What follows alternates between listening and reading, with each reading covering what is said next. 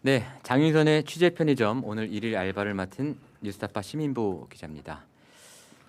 매주 수요일에 함께해 주시는 두 분입니다. 구교영 경향신문 기자, 안녕하세요. 안녕하세요. 그리고 김은지 시사인 기자, 안녕하세요. 네, 안녕하세요. 되게 네. 편의점 분위기가 되게 바뀐 것 같아요. 갑자기 여기 백화점 같아요. 그 공중파 진행자 출신이 와서 그런지. 그러니까 뭔가 품격 있는 네, 약간. 네, 백화점으로 갑자기 승격한 편의점. 저는 이제 제가 두 분이 진행하시는 방송에 아니, 둘 다 그러니까요. 나가봤잖아요. 네. 그러니까 이제 두 분이 너무 이제 방송을 잘하시고 하는데 제가 이제 진행을 해야 된다니까 굉장히 부담스러운 지금. 아유, 전혀 그러지 아유, 않습니다. 상황입니다. 네, 하지만 네. 지금 그 편의점주는 좀 긴장을 하셔야 될 것 같은 게 지금 네. 3주 연속 알바를 쓰고 계시거든요. 아, 그러세요? 이 재고 관리가 어떻게 되고 있는 건지 사장님 3주 연속 모셔서 알바. 체크하셔야 됩니다. 사장님이 너무 바쁘시구나. 밖에 네, 지금 사업하시는. 순방 때문에 네. 이제 2주 연속 저희도 그래서 대체로 진행자를 한 바가 그러셨구나. 있는데요. 오늘 또 이렇게 뵈니까 반갑네요. 근데 여기 굉장히 이제 이 취재 편의점 오니까 어려운 과제가 지금 기다리고 있어요. 아 그렇군요. 네. 지금 광고를 지금 해야 된다고. 백화점에서 없는 그게 아니라 저희 뉴스타파는 이제 광고를 그렇죠. 안 하기 때문에 네. 저는 처음인데 어쨌든 광고를 하겠습니다. 인터넷 광고인 것 같습니다. 무조건 써야 하는 인터넷 휴대폰 정수기 렌탈. 의외로 매월 나가는 요금으로 부담되시죠? 이런 분들의 부담을 줄이기 위해 비교원에서 준비했습니다. 인터넷 TV 신규 가입 시 최대 48만 원, 휴대폰 통신사 변경 시 최대 30만 원, 정수기 렌탈 시 최대 30만 원, 최대 108만 원 혜택을 전액 현금으로 받으실 수 있습니다. 만약 현금 혜택을 원하지 않을 경우에는 55인치 삼성 TV로 선택하여 받을 수도 있다고 합니다. 어차피 인터넷은 모든 회사가 비슷하니 혜택만 챙기면 됩니다. 비기원은 23년 동안 현금 사은품 누적 983억 이상, 누적 가입자 60만 명 이상이며 서울보증보험 8억 이상 보험에 가입되어 있는 튼튼한 법인 기업으로 안심하고 가입하셔도 됩니다. 그리고 개인정보 보안도 철저해 한 건의 보안 사고도 없었습니다. 또한 본사와 정식적으로 계약한 판매점이기 때문에 빠른 설치와 동시에 빠르게 사은품도 받으실 수 있습니다. 지인 추천 시는 최대 8만 원을 지급해드리는 이벤트도 진행하고 있습니다. 신청은 반드시 인터넷 비기원 기존 가입자 본인만 가능합니다.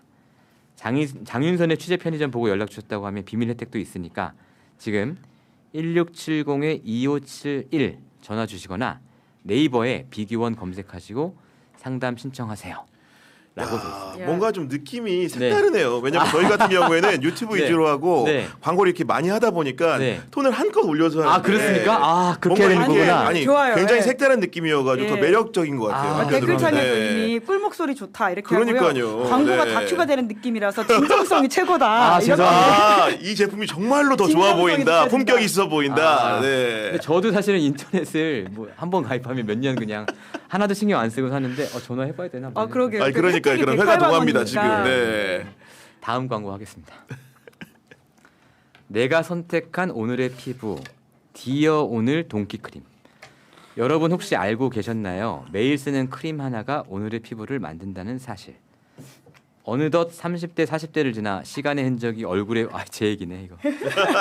얼굴에 보이기 시작했다면 디어 오늘 동키 크림을 시작할 때입니다. 별점 약 4.9점, 리뷰 4,400개 돌파. 독보적인 특허 성분으로 단 2주 만에 주름이 삭제됩니다. 유럽에서 화이트 골드라 불리는 동키 밀크를 국내 유일 직영 목장에서 착유해 아낌없이 담았습니다. 저자극 인증을 받아 매일 발라도 부담 없고 바르는 순간 반짝이는 보습 코팅막이 피부를 촉촉하게 감싸줍니다. 바로 지금 프리미엄 동키 크림 3개 세트 52% 할인되어 개당 약 18,000원이라는 착한 가격에 만나보세요. 빠르게 주문 원하시면 아래에 더보기 링크 클릭해 주시고요. 상담이 필요하시면 전화번호로 동키크림 문자 보내주세요. 지금 문학 소년이 광고를 하는 것 같다.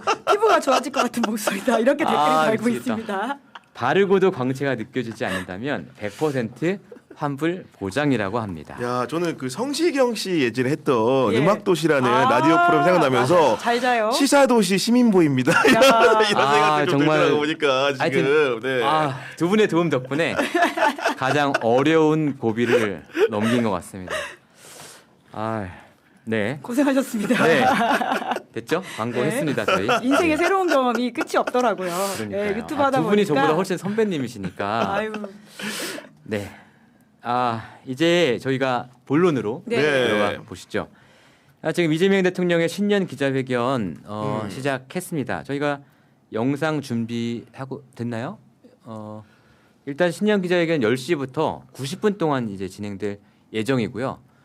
역시나 약속대련 없이 생생한 라이브로 이제 한다고 하고요. 내외신 기자 160명 참석하고 민생경제 이게 1번, 네. 정치외교안보 2번, 사회문화 3번 이렇게 세 파트로 나눠서 진행이 되고요. 특히 경제와 문화 분야에서는 청년 유튜버 2명에게도 질문 기회를 준다고 합니다. 매번 기자회견 할 때마다 어쨌든 새로운 시도를 좀 하는 것 같습니다. 그러니까요. 지금 예. 이재명 대통령 같은 경우에는 부임 이후에 예. 기존에 있었던 관행이라고 할 수 있었던 약속 네. 대련 없이 네. 플로어에 있는 기자들의 손을 든 기자들을 향해 가지고 맞아요. 예. 뭔가 질문권을 주고 예. 답변을 직접 하는 직문즉설의 방식을 택하기 때문에 네. 굉장히 리스키한 부분도 있을 거라고 생각을 했는데 지금까지 3번의 기자회견 동안 정말로 누수 없이 상대적으로 언론 평가도 호의적인 평가를 받는 걸 하고 있기 때문에 네. 이번에도 아마도 본인이 하고 싶은 얘기들을 충분히 보따리를 풀어내는 회견이 될 맞습니다. 거라고 생각을 합니다. 그러니까 무엇보다도 대통령 네. 기자회견 자체가 뉴스가 안 되는 게 너무 좋다라는 생각이 들어요. 아, 기자 한 명으로서는. 네. 왜냐하면 과거에는 대통령이 기자회견 한다 그 자체로 굉장히 그렇습니다. 화제가 되었었고 예. 그것이 마치 특별한 행사인 것처럼 이야기를 예. 했었는데 예. 이제 자주 하니까 우리도 좀 뭐 하네 이렇게 생각을 하게 되는 게 맞아요. 있잖아요. 그러니까 일상적인 질문과 소통이라는 방식에서는 그러니까 굉장히 좀 반갑다라는 생각이 들고요. 네. 형식도 말씀하신 것처럼 다양하게 하고 있는데 네. 처음에는 그 풀뿌리 언론이라고 해서 지역 언론들을 그 질문권을 줬다는 맞아요. 것도 굉장히 예. 좀 인상적이었는데요. 이번에는 그 청년들을 대상으로 유튜버라고 해서 경제 문화 분야를 한다고 하거든요. 그런 것만 보더라도 좀 형식을 계속 좀 새롭게 하는 것도 좀 재밌다라는 생각이 듭니다. 사실 그 생각이 납니다. 윤석열 대통령 같은 경우도 기자회견 처음에 약속대련 하다가 네. 비판이 많으니까 마지막에는 즉석에서 이제 질문 받았는데 그 질문 받으면서 완전히 큰일이 나버렸잖아요.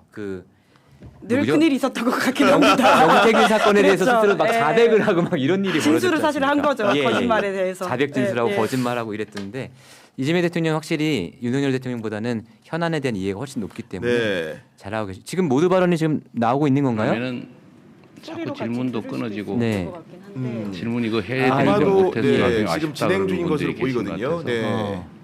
가능하면 많은 분들이 질문을 막 할 수 시작한 것 있게 같아요. 네. 예. 저희가 하려고 합니다.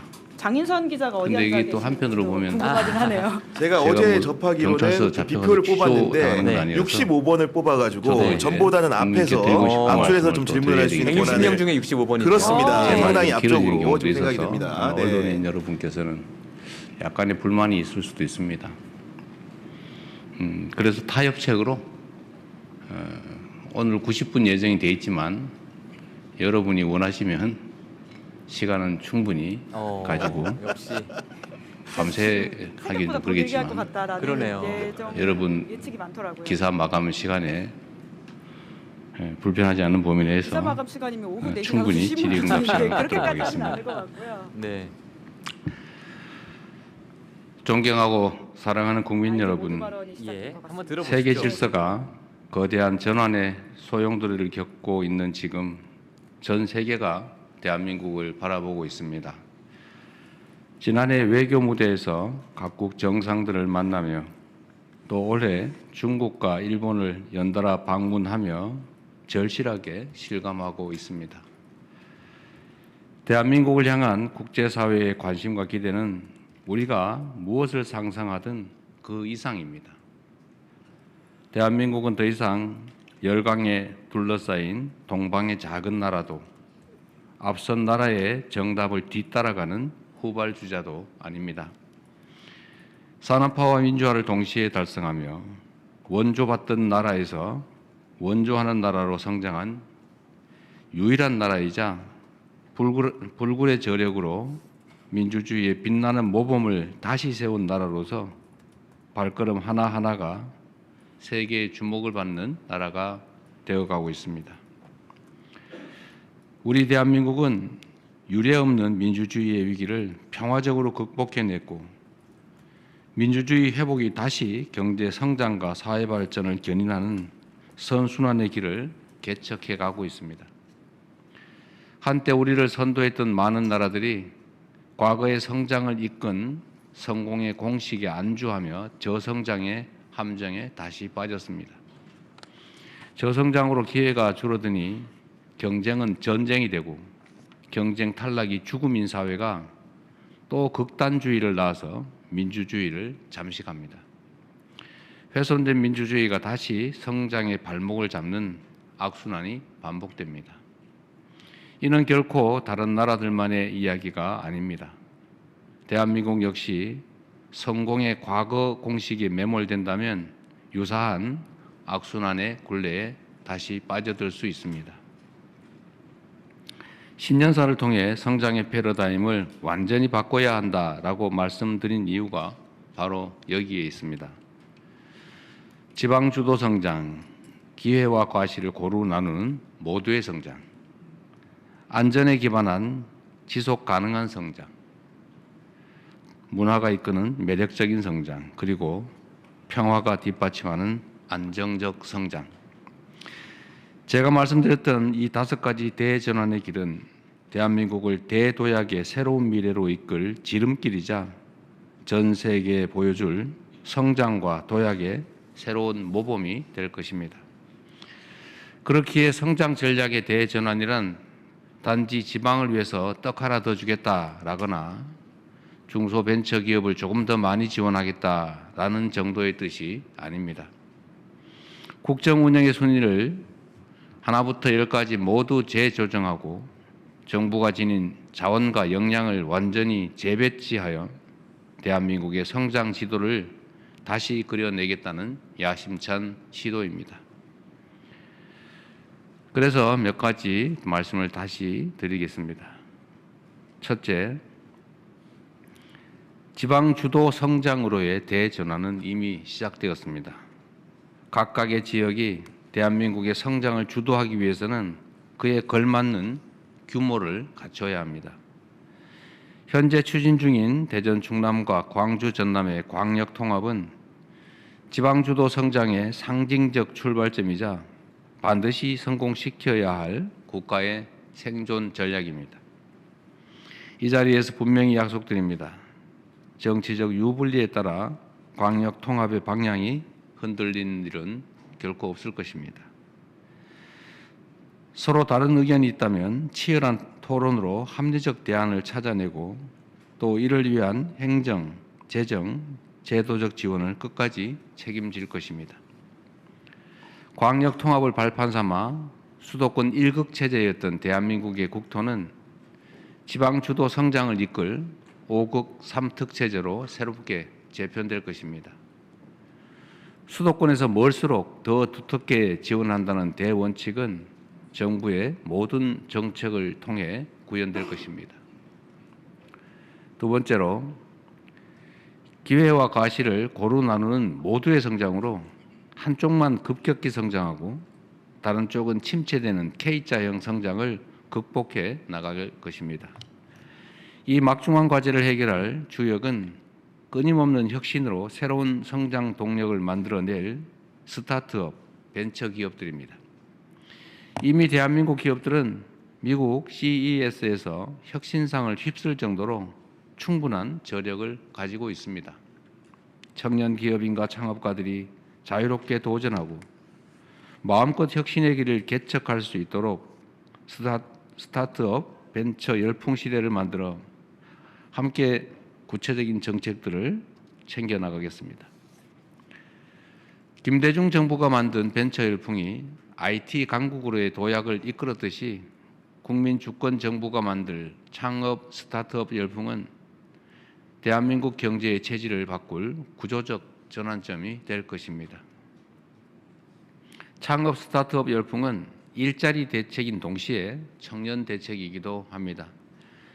지역의 문화와 자원을 활용한 로컬 창업이 균형 발전 전략으로, 그리고 미래 인재를 양성할 테크 창업이 국가 성장 전략으로 거듭날 수 있도록 정부의 역량을 집중할 것입니다. 셋째, 안전에 기반한 지속 가능한 성장은 국정의 핵심 원칙으로 더욱 확고하게 자리 잡을 것입니다. 근로감독관 3,500명 증원, 그리고 일터 지킴이 신설처럼 안전한 작업 환경과 생명 존중이 뿌리 내릴 조치들을 확고히 시행해 나가겠습니다. 제도 내에서 할 수 있는 조치를 최대치로 이행하고 필요하면 관련 법 제도를 고치고 또 새로 마련하겠습니다. 생명 경시에 따른 비용과 대가를 지금보다 훨씬 비싸게 치르는 구조를 만들어낸다면 산재 사고가 감소하는 실질적 변화를 이끌어낼 수 있을 것입니다. 넷째, 문화가 이끄는 매력적인 성장으로 새로운 성장 동력을 키우고 외교의 지평을 넓히며 국가 경쟁력까지 높이겠습니다. 세계인을 웃고 올리는 K컬처는 더 이상 문화적 현상에 머무르지 않습니다. 자국 우선주의가 극에 달한 무한 경쟁 시대, 인류 보편의 공감이 가능하다는 점을 입증하며 세계를 다시 하나로 연결하고 있기 때문입니다. 올해 9조 6천억까지 문화 예산이 대폭 늘어났지만 아직 문화 선진국이라 말하기에는 많이 부족합니다. 문화에 대한 지원과 투자를 미래 먹거리를 키우고 국가 브랜드까지 높이는 핵심 성장 전략으로 삼겠습니다. 다섯 번째, 평화가 뒷받침하는 안정적 성장을 통해 우리 경제가 한 단계 더 도약할 수 있도록 평화 공존과 공동 성장의 미래를 향해 흔들림 없이 나아가겠습니다.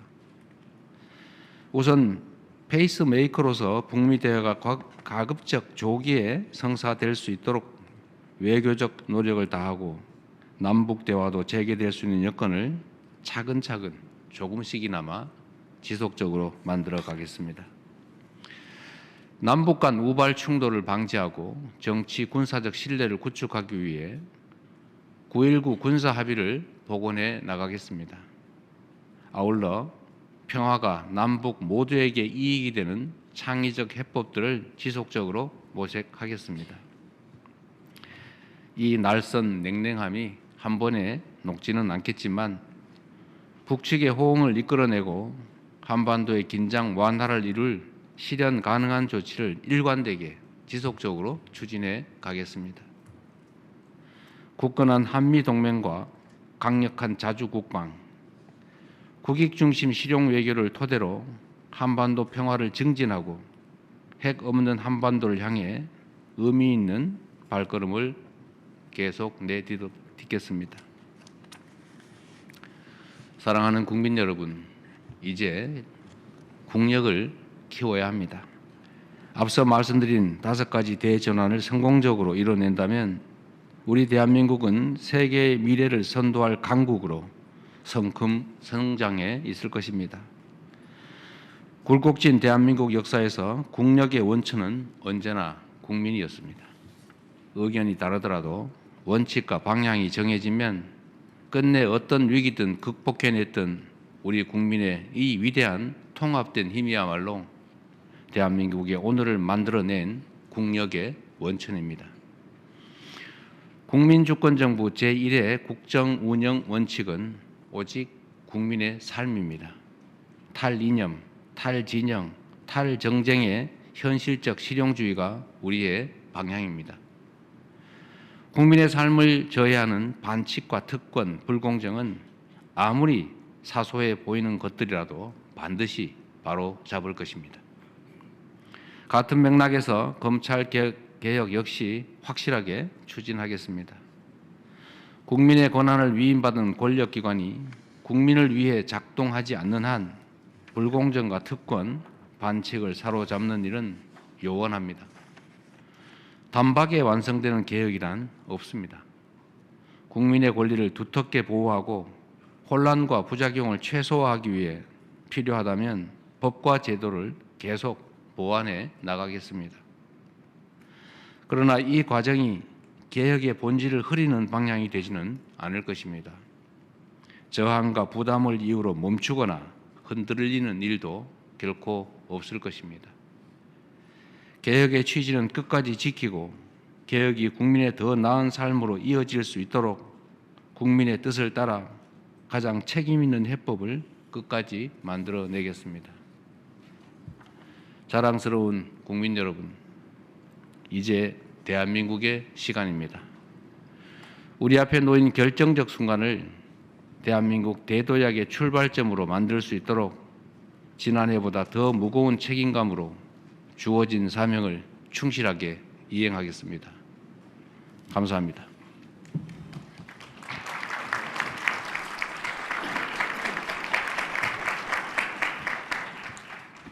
말씀 고맙습니다. 네, 이재명 대통령의 지금 모두 발언 보셨는데요. 네. 좀 어떻게 보셨습니까?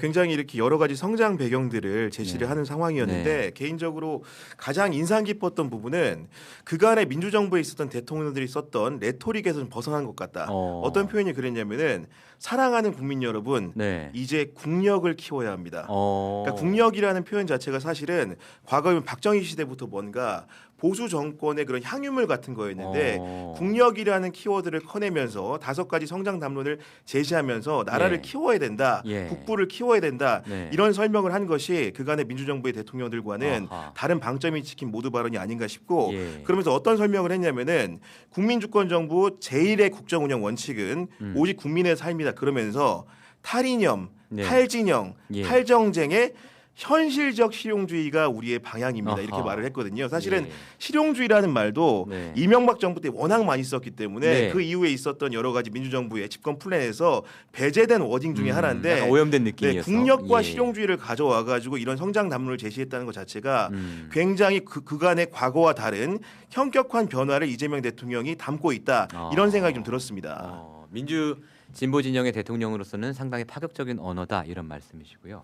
우리 김은지 기자는 어떻게 보셨어요? 그런 차원에서 성장이라는 단어가 유달리 많이 들리지 맞아요. 않았습니까? 예, 예. 제가 전체 지금 이게 7쪽짜리의 모두 발언인데요. 성장이라는 단어가 몇 번 나왔는지 한번 네. 확인을 해봤거든요. 네. 31번 나왔더라고요. 아, 그 정도로 네. 2026년에 이재명 대통령의 국정 아젠다의 핵심 키워드는 성장이라고 보면 될 것 같고요. 네. 윤석열 전 대통령 같은 경우에는 자유라는 단어를 워낙 많이 말하기로 그렇습니까? 유명하지 않았습니까? 예. 이 전체 7쪽에서 자유는 단 한 번밖에 나오지 않는다라는 네. 것만 보더라도 네. 굉장히 탈이념화 실용이라고 하는 차원에서 보면 될 것 같다는 생각이 드는데 네. 그러니까 지금 첫째, 둘째, 셋째, 넷째, 다섯째까지 해서 성장을 키워드로 본인의 맞아요. 이야기들을 하고 예, 있어요. 예. 지방주도 성장, 모두의 성장, 네. 안전에 기반한 지속 가능한 성장, 네. 문화가 이끄는 매력적인 성장, 네.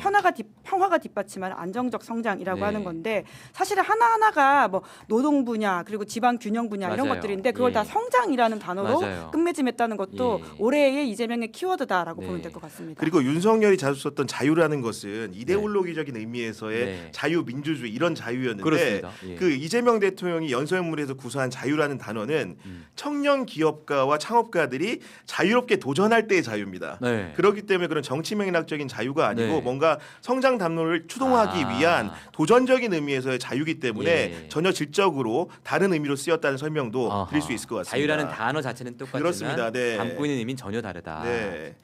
네, 지금 기자들이 지금 질문을 하려는 모양인데 첫 번째 질문이 환율이었다고? 환율이었군요. 환율 예. 질문 나왔군요. 사실 네. 제일 지금 뜨거운 이슈이긴 하죠. 답하기 굉장히 어려운 예. 질문입니다. 특히 대통령이 말하는 것 자체가 그 자체가 구두 개입이 될 수 있기 그러긴 하죠. 때문에 네. 상당히 조심스럽게 답할 수밖에 없는. 이번 질문부터 또 볼까요?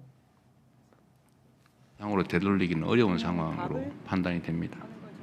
이게 지속적으로 아마도 좀 답변을 하고 가능한 계신 것 수단을 같습니다. 예, 예, 예, 보니까요. 네. 발굴해내고 그렇죠. 이거 대한민국이 정책을 환율이 잘해서 안정될 수 들어보시죠. 있도록 노력해 나가겠습니다. 네, 다음 네, 간단하게 하고 끝냈나 보네요. 할 말이 별로 없어요. 심원기 기자님. 말씀대로 구두 개입하면 안 되니까요. 네. 보니까 네. 네, 대통령님 뉴스원 심원기 기자입니다. 누구시라고요? 뉴스원 심원기 반사 기자입니다. 역할을 아, 맡고 네. 있는. 저는 국민 관심이 높은 주거 문제와 관련해서 여쭙고 싶은데요. 정부가 지난해 2차례 대책을 내놨지만 서울을 중심으로 집값은 좀처럼 안정되지 않고 있는 듯합니다. 어렵다. 추가 공급 대책이 시급하다는 의견이 많고 정책실장께서는 최근 양도세 보유세를 언급하셔서 그 개편 가능성에도 국민들 관심이 높은데요. 대통령께서는 그동안 시장의 자율성을 강조하며 인위적 개입은 지양해야 한다는 지론을 밝혀오셨지만 서민 집값 안정을 위해선 정부의 직접적 개입이 불가피한 것 아니냐 필요하다는 의견도 상당히 고심이 크실 것 같습니다. 정부가 이른 시점 혹은 상반기 중에는 부동산 정책의 큰 그림을 제시할 준비를 하고 계신지 양도세나 보유세 등 세제 전반 개편도 함께 추진할 계획이신지 등에 관해 말씀 주시면 감사하겠습니다. 네, 대한민국의 집값 수준은 일본의 잃어버린 30년이 문제됐을 그 시점의 상황을 향해서 계속 치닫고 있습니다. 아마 아시겠지만 평균적인 노동자들이 받는 보수 월급을 한 푼도 안 쓰고 전부 적금할 경우에 그 지역에 집을 사는데 몇 년 걸리냐 이런 지수가 있는 거 아마 잘 아실 겁니다. 대한민국이 아마 정확한 숫자는 아닌데 15년 동안 하나도 안 먹고 하나도 안 쓰고 다 모아야 겨우 평균적인 근로자가 평균적인 집을 살 수 있다. 그래 돼 있을 거예요. 엄청나게 집값이 높은 거예요. 여러 가지 요인들이 있겠죠. 대한민국은 투자 자산이 전부 부동산, 거의 대부분이 부동산 아닙니까? 이런 나라도 좀 드물죠. 그래서 수도권 집중도가 엄청나게 좀 높죠. 지금도 수도권으로 몰리고 있습니다. 그러니까 당연히 수요 공급의 균형이 무너지고 집값이 상승하게 되는 요인이 되는 것 같아요. 아주 근본적인 대책은 수도권 집중을 완화하는 것하고 이제 자산 배분에서 이제 부동산 보유 비중을 줄이는 것이라고 생각됩니다. 그래서 근본적인 이제 정책 방향을 우리는 이제 금융의 생산적 금융으로의 전환. 돈만 있으면 무조건 집을 또는 땅을 건물을 사려고 하는 이걸 좀 이제는 좀 유용한 금융 자산으로 특히 그 중에서도 생산적 영역에 주식 시장으로 이렇게 전환을 하기 위해서 우리가 정책적 노력을 하고 있습니다. 뭐 조금은 효과가 있는 것 같아요. 그리고 또 한 가지는 이제 수도권 집중 완화를 위한 또 국가의 장기 성장 전략으로서 지방 균형 발전, 또 지역에 대한 투자, 또 인구가 서울로 좀 덜 몰리고 또 지방으로 갈 수도 있게 이런 각종 정책들을 하고 있습니다. 미세하긴 한데 하나의 이제 이게 뭐 큰 효과가 있다는 뜻은 아니고 저기 이제 인구 소멸 위험을 겪는 저쪽 남부 지방, 강원도 저쪽에 아주 구석에 충청도 어디 이런 지역에 농어촌 기본소득이라고 이제 월 15만 원 1인당 연간 180만 원쯤 되겠죠. 이제 이거를 지역 화폐로 지급해서 동네에서 좀 쓰게 이렇게 했더니 인구가 많이 늘어났다고 해요. 근데 이게 지금 2년만 한다고 하니까 좀 긴가민가 2년 후에는 어떡하지 이러겠지만 아마 이게 장기적으로 지속적 정책으로 추진될 경우에는 아마 여러분도 이렇게 한 달에 세 가족이면 45만 원씩을 그냥 지원받을 수 있단 말이야. 부부가 가면 기초연금에다가 농어촌 기본소득 더하면 사는데 지장이 없네 이렇게 판단되면 여러분도 나중에 많이 지방으로 갈 가능성도 있죠, 그죠?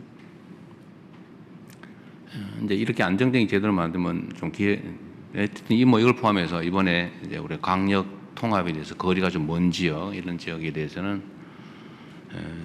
뭐 사실은 잘 상상하기 어려운 규모의 재정 지원, 또 권한 배분, 기업 유치, 공기업 우선 이전 뭐 이런 등등의 아주 압도적 조치들을 하려고 합니다. 이러면 조금씩 효과가 있겠죠. 그러나 이건 아주 근본적인 대책이고 좀 단기적 대책으로 보면 보통 우리가 생각하는 대로 뭐 공급을 늘리는 방법, 또 수요를 억제시키는 방법, 뭐 이 두 가지 아닙니까? 공급을 늘리는 방법으로는 수도권에 집을 지을 땅을 대대로 확보하거나 재건축, 재개발을 활성화하거나 아니면 뭐 여유부지들의 주택을 추가로 짓거나 하는 거죠. 아마 곧 국토부에서 공급 확대 방안을 현실적인 공급 확대 방안을 발표할 겁니다. 아마 여러분들은 과거에는 뭐 주택을 뭐 100만 호를 뭐 이런 말씀을 많이 들었을 텐데 최근에 그 얘기를 잘 못 들으실 거예요. 연간 수십만 호가 사라지기도 하고 또 새로 지어지기도 하고 그러죠. 많을 때는. 근데 우리는 이제 그런 추상적 수치보다는 아주 구체적이고 현실적인 수치를 제시하려고 하죠. 그것도 뭐 계획 수준이 아니라 인허가 착공 기준으로. 그래서 곧 공급을 늘리는 방안은 발표할 테니까 조금 기다려봐 주시고요. 두 번째로 이제 공급에는 신축 공급이 있고 이제 뭐 주택을 많이 가지고 있는 사람들이 내놓게 하는 공급책도 있죠. 뭐 그런 방법도 저희가 찾고 있습니다. 이제 수요를 억제시키는 거 말고 이제 공급을 늘리는 거 말고 수요를 억제시키는 것도 중요한 정책이죠. 근데 예를 들면 내가 이제 먹고 살만해져서 좀 더 넓은 집으로 가야 되겠네. 또는 내가 부모하고 같이 살다가 또는 동거를 누군가 뭐 하고 있다가 이제 독립해서 나 집을 하나 가져야 되겠네. 이런 정상적 수요는 우리가 적극적으로 보호해야 되겠는데 집을 사 모아 가지고 한 채 한 채 사 모아 가지고 집 부자 돼 봐야지. 이런 사람들이 있단 말이에요. 수백 채씩 가진 사람도 있고 그렇잖아요. 뭐 수십 채, 뭐 서너 채는 기본이고 이런 경우도 있어요. 이런 건 투기적 수요라고 하죠. 야, 앞으로 집값이 오를지 모르니까 집을 좀 미리 무리하더라도 사놔야 되겠네. 이런 투기적 수요도 있죠. 네, 이런 수요들은 그렇게 자본주의 시장 경제 질서라고는 하지만 그리 바람직하지는 않죠. 집은 필수 공공재에 가까운데 그렇게 투기적 수단으로 만드는 게 바람직하지 않다. 그렇게 하면 이제 규제를 해야 되겠죠. 그러지 못하게. 뭐 토지거래 허가제라든지 뭐 여러 가지 방법들이 지금 시행되고 있습니다. 또 앞으로 필요하면 얼마든지 또 추가할 수 있죠. 그 중에 가는 이제 세금 문제가 하나 있는데 지금 아마 제일 궁금한 건 이 세금 문제일 거예요. 세금은 할 거냐 안 할 거냐 이렇게 묻는다면 그건 할 수도 있고 안 할 수도 있죠. 가급적이면 세금이란 국가 재정을 확보하기 위한 수단인데 이런 규제 수단으로 전용하는 건 바람직하진 않아요. 가급적 자제하는 게 좋다. 그러나 반드시 필요한데 유효한 수단인데 필요한 상태가 됐는데 바람직하지 않다고 안 쓸 이유는 없죠.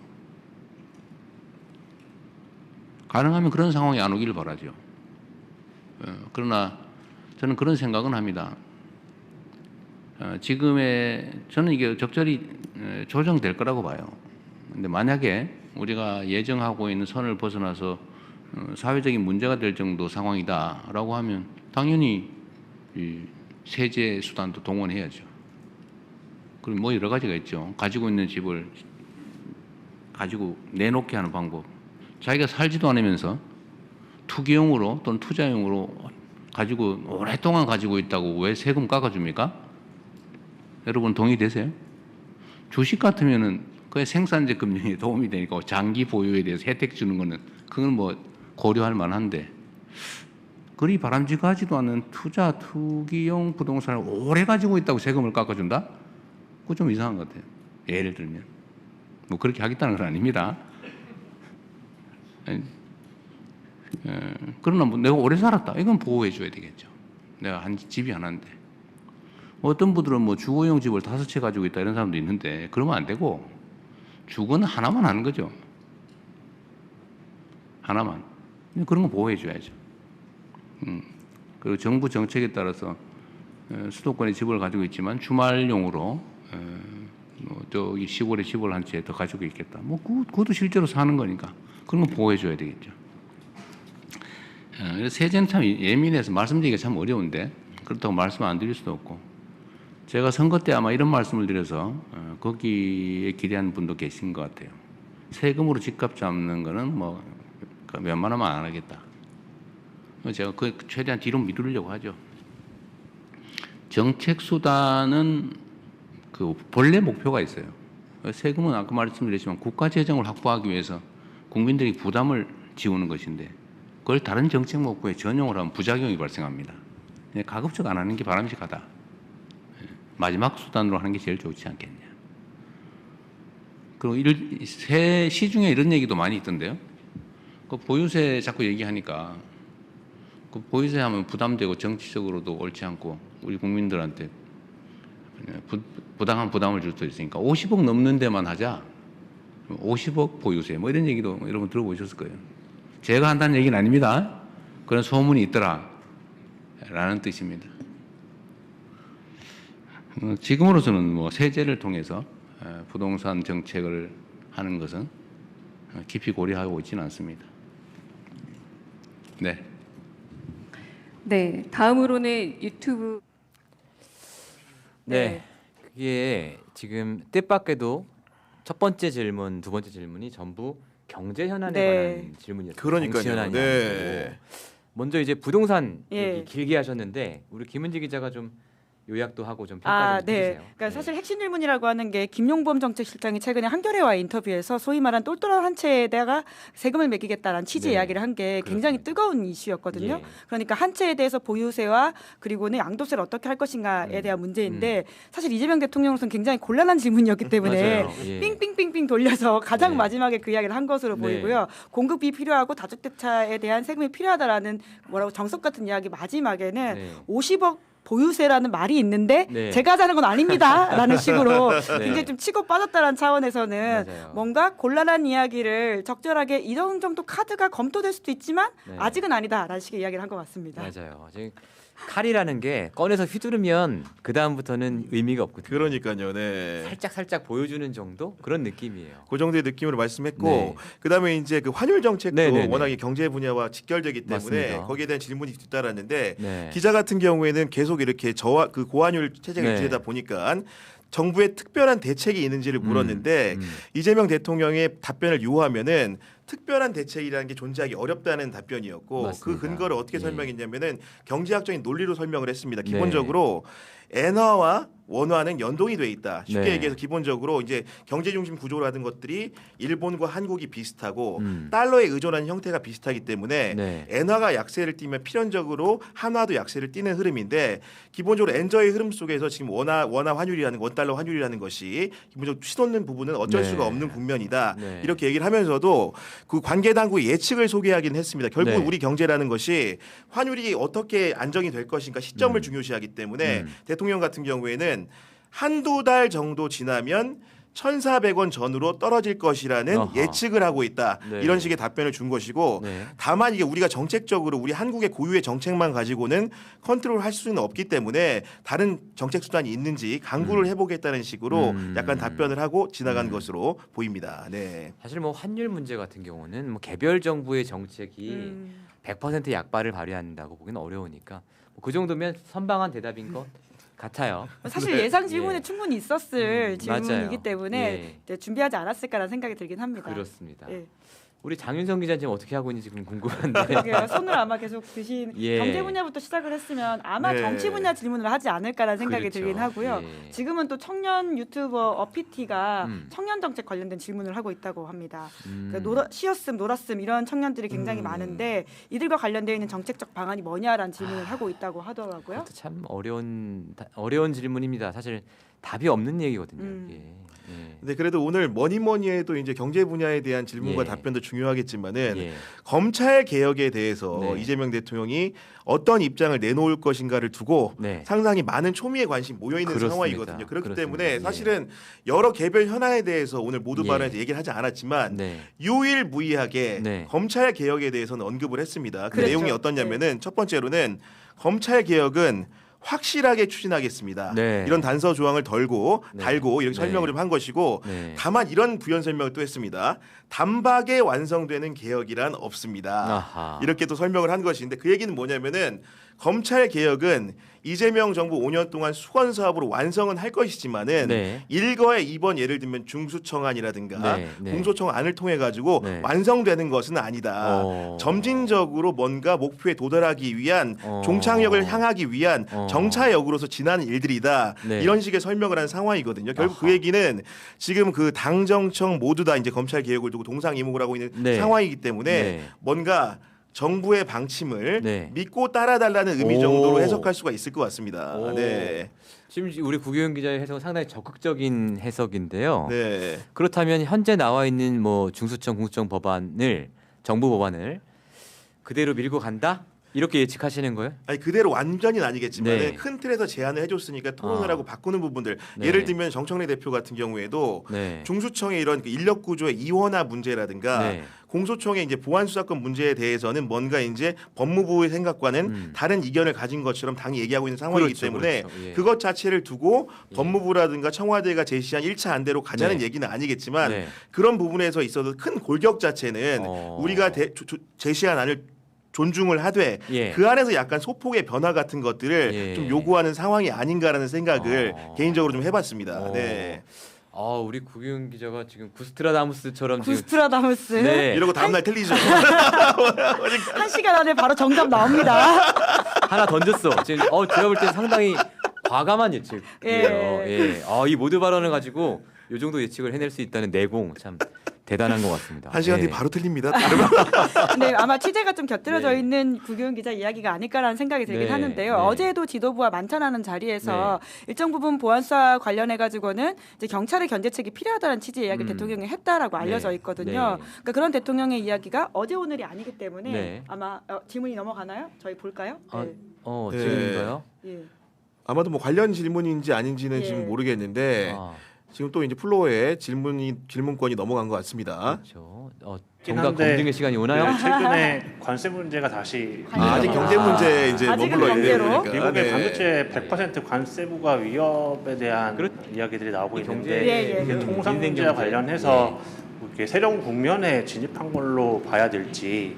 왜냐하면 어제와 오늘 새벽 이렇게 보면 그 국채 금리가 갑자기 발작을 일으키는 이런 상황들도 저기 관측이 됐고요. 이와 관련해서 앞서 저희가 팩트시트를 통해서 관세와 관련해서는 대부분 저희가 마무리를 했는데 이거를 신뢰하고 앞으로 가도 될지 대통령님의 어떤 구상이 앞으로의 구상과 어떤 계획이 궁금합니다. 네, 지금은 예측 불가능 시대죠. 아무도 예측할 수 없어요. 뭐 베네수엘라 거기에 대통령이 다른 나라에 잡혀가는 거 쉽게 상상하기 어렵죠. 또 80년 우방인 유럽과 미국이 영토를 놓고 자칫 전쟁을 벌일지도 모르는 상황. 프랑스 대통령이 뭐라고 무슨 평화위원회인가 참여 안 한다고 그랬다가 프랑스의 관세를 중화부담하기로 한다는 얘기도 있더군요.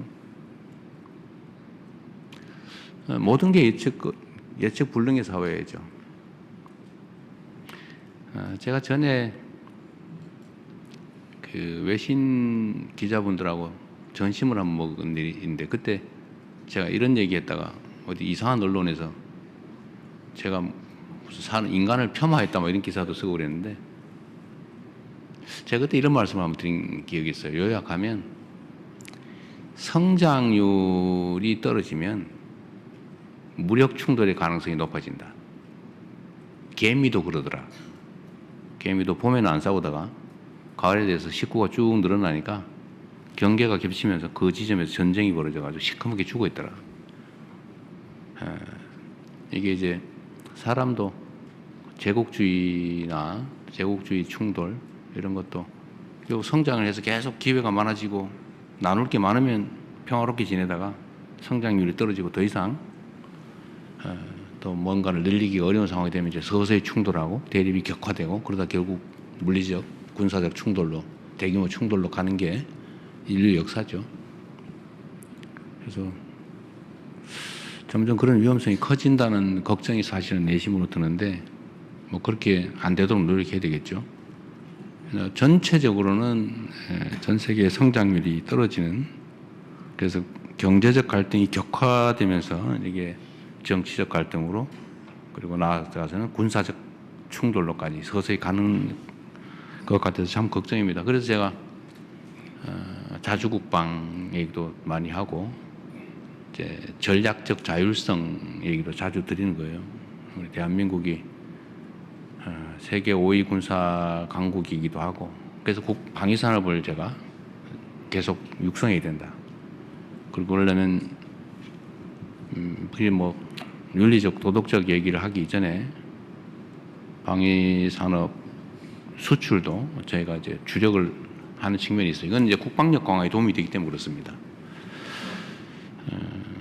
그리고 이제 전략적 자율성도 최대한 확보해야 된다. 그리고 휘둘리지 않게. 그 소위 말하는 이제 연루 위험을 최소화해야 된다. 그렇다고 우리 또 뭐 군사 안보적 용어로 뭐 방기, 그러니까 우리가 따로 완전히 막 배제돼서 소외되는 위험도 또 최소화해야 된다. 그건 대체 어떠란 말이냐? 연루도 되면 안 되고 방기도 되면 안 되고 균형을 잘 잡아야죠. 그래서 북익 중심의 실용 외교라고 하는 게 그냥 빈말이 아니라 정말로 중요한 시점이다. 현재 상태가. 앞으로 그 중요성은 점점 더 커져갈 거다. 이제 그런 생각을 하고 있습니다. 그 중에 이제 이 관세 문제도 한 부분이죠. 미국으로서야 뭐 미국의 경제 안정을 위해서 그 엄청난 재정 적자, 또 무역 적자, 뭐 이런 문제들, 또 국내 갈등, 양극화, 또 뭐 제조 붕괴, 뭐 이런 여러 가지 문제들 어쨌든 해결하려고 보니까 좀 무리를 하게 되는 것 같고, 그게 이제 다른 국가들이 이런 압력으로 나타나고 있습니다. 우리도 거기에 영향을 많이 받아서 어쨌든 그 상당히 오랜 기간 관세 통상 협상을 할 수밖에 없었죠. 전에도 말씀드렸지만 양국이 뭔가 서로에게 득이 되는 얻기 위한 협상을 한 게 아니라 우리 입장에선 덜 주기 위한 협상을, 견디기 협상을 힘들게 해낸 겁니다. 지금 뭐 반도체 관련해서 100% 관세 뭐 이런 얘기 있는데 뭐 그렇게 심각하게 저는 우려하지 않습니다. 뭐 통상적으로 나오는 얘기고, 이런 격렬한 대립 국면, 불안정 국면에서는 뭐 불쑥불쑥 튀어나오는 예상치 못한 요소들이 워낙 많기 때문에 이런 하나하나에 너무 일희일비하면 중심을 잡을 수가 없어요. 이럴수록 자기 중심을 뚜렷하게 가지고 정해진 방침과 원칙에 따라서 대응해 나가면 됩니다. 저는 반도체 문제는 대만과 대한민국의 시장 점유율이 뭐 8, 90% 이렇게 될 텐데 100% 관세 올리면 아마 미국의 반도체 물가가 100% 오르는 결과가 오지 않을까 싶어요. 왜냐하면 8, 90% 독점을 하고 있는데, 물론 뭐 조금은 부담을 하게 될지 모르지만 거의 대부분은 미국 물가에 전가될 가능성이 높다. 물론 이제 대만과 한국의 경쟁 관계 문제도 있긴 한데 약간 또 내용이 달라요. 내용도 좀 다르고, 또 대만보다는 불리하지 않게 하겠다고 하는 합의를 그때 이럴 경우를 대비해서 미리 다 합의를 해놨죠. 이럴 가능성이 있다고 그때 본 겁니다. 그래서 반도체는 다른 나라보다 불리하게 하지 않는다. 대만보다 불리하게 하지 않는다. 대만만큼은 불리하게 할 수 있다는 뜻이기도 하죠. 대만이 잘 견뎌내길 바랍니다. 그런데 이게 뭐 한 국가의 뜻대로 마음대로 되지는 않아요. 그게 뭐 미국에다가 반도체 공장 안 지으면 100% 올리겠다 이런 얘기도 있는 것 같은데, 그건 협상 과정에서 나올 수 있는 여러 가지 얘기들이죠. 뭐 미국이야 반도체 공장을 미국에 많이 짓고 싶을 겁니다. 또 험난한 파도가 오긴 했는데 배가 파손되거나 손상될 정도의 위험은 아니어서 잘 넘어가면 되겠습니다. 그리고 또 하나 중요한 건 제가 이거 강조해 놓을 거는 조인트 팩트 시트에서도 명확한 것처럼 우리가 뭔가를 할 때는 상업적 합리성을 보장한다. 어쨌든 그게 제일 중요한 기준이 되겠습니다. 그래서 너무 걱정하지 않으셔도 되겠다. 또 우리 유능한 산업부 장관 또 협상팀들이 있기 때문에 잘 해낼 겁니다. 네, 다음 또 한 분 더 할까요? 우리 남자분 하셨고 앞에 없고 하니까. 네, 지금은 또 관세에 관한 질문이 나왔습니다. 이제 한미 관세 협상에 대해서 이제 일단 큰 줄기는 끝났지만 네. 어쨌든 추가적으로 뭔가 미국이 요구할 수 있는 가능성. 사실은 뭐 트럼프 대통령이 워낙 또 이제 어떻게 보면 임의로 본인의 의사대로 이제 합의 사항도 번복을 하거나 뭐 그렇죠. 국제적인 어떤 그 관행을 무시하거나 이런 일이 네. 워낙 많기 때문에 사실 가능성은 배제할 수 없어요. 거의 뭐 이제 그죠? 갱스터죠. 사실 네. 국제정치의 갱스터라고 보면 될 것 같습니다. 그러니까요. 예측 불가능성이 굉장히 올라가 있는 예. 상황인데 이제 다만 이제 우리한테 올 피해에 대해서 질문에 이재명 대통령의 인식을 좀 확인할 수 있는 시간인 것 같은데요. 그러니까 반도체 문제에 있어가지고 관세 100%는 힘들 거다라고 네. 하는 인식을 가지고 있는 것 같습니다. 미국 물가 때문에. 예, 아주 예. 현실적인 부분이긴 한데 있는데 그러니까 실제로 트럼프에 대해서는 타코라고 해서 트럼프 always 치킨 사웃이라고 해서 네. 항상 세게 말하지만 실제적으로는 맞아요. 물러선다 이런 말들이 있지 네. 않습니까? 네. 이런 아주 현실적인 문제 때문에 어려울 것이고 그렇다 하더라도 우리 앞에 대만이 있기 때문에 대만이 좀 힘을 내주길 바란다라는 식의 네. 갑작스러운 대만 응원까지도 있었다라는 게 좀 재밌는 포인트네요. 아니 그리고 예. 예, 답변 중에서 보면은 이재명 대통령이 사실상 즉문즉설을 하고 있기 때문에 어떻게 맞아요. 보면 통상의 대통령들은 준비된 답변을 하다 네. 보니까 현안 문제에 굉장히 이렇게 붙어가지고 설명을 하는 반면에 네. 이재명 대통령은 말을 하면서 그의 머릿속에 어떤 논증이 이루어지는지를 잘 볼 수가 있는 건데 지금 이 맞아요. 관세 문제에 대한 질문에서 어떤 식으로 설명을 하냐면은 네. 전 세계의 성장률이 떨어지기 때문에 네. 정치적인 갈등이 격화되고 있다. 그렇죠. 그러니까 그런 이면이 있다라는 것을 관세의 네. 그런 쉽게 미국의 관세 정책들을 네. 설명하는 툴로 이제 얘기를 하고 있는 거고 그러면서 하나 더 얘기하는 게 군사적 충돌로까지 나아갈 수도 있다. 기본적으로 베네수엘라 사례 같은 경우에도 앞에 그렇죠. 들었었고 그런 상황인데 예. 그러면서 재밌는 게 네. 통상적인 민주정부의 대통령들은 평화담론에 지식돼 있기 때문에 이런 문제에 있어가지고 우리 방위 사업을 강화하겠다 네. 이런 논증에는 안 이르는데 네. 이재명 대통령은 오늘도 국력 이야기를 서두에도 했지만 네. 바로 어떻게 이어가냐면은 대한민국이 세계 5위의 군사 강국이다. 아. 그래서 그 방위 산업을 계속 육성해야 된다. 예. 그런 식으로 설명하면서 뭔가 지금 그 윤리적 도덕적 얘기를 하긴 하지만 방위 사업 술출도 저희가 이제 주력하는 측면이 있다. 네. 이런 식의 발언을 하는 거거든요. 그러니까 이게 지금 주목해야 될 게 네. 관세에 대한 질문인데 네. 방위 산업을 강화할 필요가 있다는 답변이 나온 거예요. 그렇죠. 네, 이제 머릿속에 있는 네. 사고의 흐름이 이렇게 드러나는 아. 겁니다. 지금 네, 보면은. 그러니까 그 성장이라는 키워드에 계속 맞춰져서 대통령의 인식이 나타나고 네. 있는 게 아닌가라는 생각이 드는데요. 굉장히 네. 성장 동력에 지금 우리의 방위 산업도 네. 중요한 역할을 한다라고 하는 게 대통령의 인식이 연결되는 게 아닌가 싶습니다. 그렇습니다. 사실은 제가 이재명 대통령이라고 해도 지금 이제 뭐 미국하고 유럽이 그린란드를 두고 벌이는 이런 걸 보면 야 정말 내 임기 중에 정말 큰일 날 수도 있겠구나. 남의 일 같지가 않을 수 예. 있죠. 그렇죠. 예. 굉장히 냉엄하고 이런 그 국제 현실에 대해서 굉장히 이제 밤에 잠이 안 올 것 같아. 제가 대통령이라고. 네, 실제로 정상회담을 한 번 예. 마치고 나면 이재명 예. 대통령이 늘 하는 이야기가 뭐냐면 국력을 키워야 된다라는 네. 말을 정말 많이 했거든요. 네. 그러니까 이러한 현실인식이라고 하는 게 네. 만남을 거듭할수록 더 올라간다라는 생각이 들긴 합니다. 그러니까요. 그렇게 보면 어떻게 보면 이런 국제 통상 문제와 어떤 국제적인 분쟁과 갈등 문제, 더 위험해지는 세계 이런 문제가 분리된 문제가 그렇죠. 아니라는 거죠. 예. 다 그러니까요. 연결되어 있는 네. 김경현 기자의 분석처럼. 네. 어쨌든 간에 저는 오늘 거듭 놀라는 게 예. 이재명 대통령이라는 사람이 사실 대선 때는 대선이기 때문에 집토끼 관리도 해야 되고 하기 때문에 뭔가 이 언어 사용에 있어가지고 조금 더 네. 본인의 본심 같은 것들을 좀 아껴둔 게 아닌가 싶은 생각이 들 정도로 네. 대통령이 된 뒤에 이재명의 그런 정책적인 설명이라든가 네. 이데올로기적인 머릿속에 있는 부분들 같은 경우에는 네. 굉장히 과감한 부분들이 많다. 예를 들면 네. 우리가 서두에도 실용주의라는 말을 하면서 가장 먼저 꺼내는 게 원전 문제거든요. 사실 문재인 정부 때만 하더라도 예. 에너지 전환을 얘기하면서 원전 예. 문제라는 것은 지능의 차원의 문제가 아니고 네. 뭔가 줄이고 없애야 될 문제였는데 이재명 대통령은 AI 시대를 열어가지고 전력을 공급하기 위해서는 반드시 원전이란 툴이 필요하다. 예. 이런 식의 설명을 하면서 논증을 하고 있는 상황이거든요. 그렇기 때문에 네.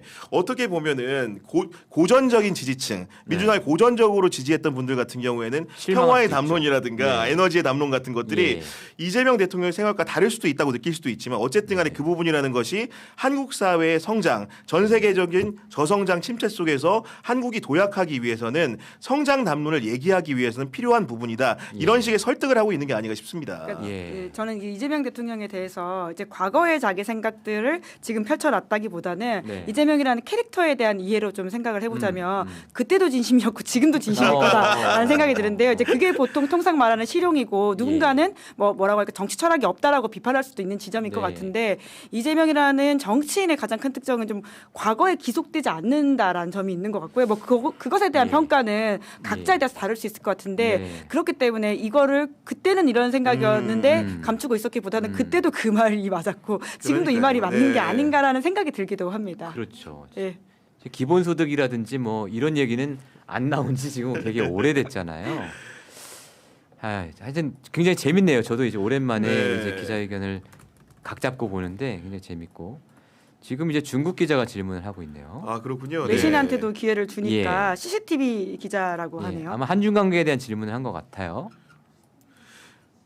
그리고 이제 네. 중간에 이제 그 질문을 예. 하기 전에 이제 그 종편 기자 한 분이 예. 코스피 5000 시대 관련해 가지고도 이제 물어봤던 것 같은데 네. 아마도 이제 사실은 흐름상 너무 이제 4,900선도 돌파를 했었기 네. 때문에 기자회견을 할 즈음에 혹시 맞아요. 5,000선이 맞아요. 달성되는 게 아닌가 했는데 제가 지금 지수를 안 봤습니다는 네. 어젯밤에 또 미국 장이 안 좋았기 때문에 네. 연동 효과로서 아마도 5,000선 네. 돌파는 안 됐을 오늘은 것 어려울 같아요. 것으로 예. 예상이 예. 됩니다만은 예. 아무튼 그런 질문도 좀 있었고 아하. 그 다음에 이제 그 국민연금 고갈 관련된 문제들 같은 것들 예. 그리고 이제 당정에서 퇴직연금 기금화 논의를 하고 있는데 네. 여기에 대해서 이재명 대통령 생각이 어떠한지에 어. 대해서도 앞서 좀 질문이 있었던 것 같습니다. 그것도 상당히 답변 길게 하려면 길게 할 수 있는 부분인데 짧게 하고 넘어갔나 보네요. 지금은 이제 경제 분야 끝나고 정치 외교 분야로 넘어가서 아 드디어. 네. 예예. 그래서 이제 처음으로 중국 기자가 질문을 한 것 같거든요. 한국말로 장면인데 질문을 해서 예. 굉장히 한국말 양국 간의 관계 잘한다라고 개선에 대통령이 이야기했다라고 네. 큰 하는데 전기가 그 됐다고 중국- 생각합니다. 말씀을 그냥 들어보시죠. 뭐 여러 가지 현안들이 있기는 한데 뭐 국가 간에 좋은 측면만 있을 수는 없고 갈등적 요소도 분명히 있죠. 이런 갈등적 요소들도 잘 관리할 수 있을 거라는 확신도 들었습니다.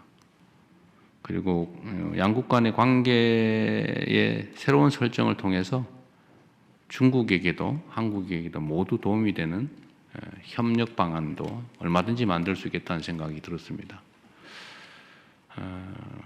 뭐 여러 가지 면이 있죠. 경제 협력도 있겠고요. 외교 안보 분야의 협력도 중요합니다. 뭐 신뢰도 계속 제고해 나가야 되고 예를 들면 지금 협의 중인 우리 황해에서의 수색 구조 합동 훈련 뭐 이런 것도 저는 해야 된다고 생각해요. 그 어떤 일이 벌어질지 모르는데 그래서 군사 안보 분야의 협력도 신뢰 제고도 가능하게 됐다는 생각이 들고 또 문화 교류나 또 관광 등을 통한 인적 교류도 매우 지평이 넓어졌다고 생각이 됩니다. 뭐 에피소드가 뭐 특별히 있을까 여러분이 다 보신 장면이어서 물론 뭐 비공개된 것들도 있긴 합니다만 저는 뭐 시진핑 주석께서 그 중국의 경제 발전, 사회 발전에 큰 성과를 냈고 또 뛰어난 지도자라는 생각을 하게 됐습니다. 생각하는 것보다 일반적으로 보여지는 것보다는 매우 인간적이고 생각보다 농담도 잘 하시고 아주 좋은 정상회담이었다고 생각합니다. 네. 해외 언론인 한 분만 더 제가 질문 받겠습니다. 앞에 여성분, 네.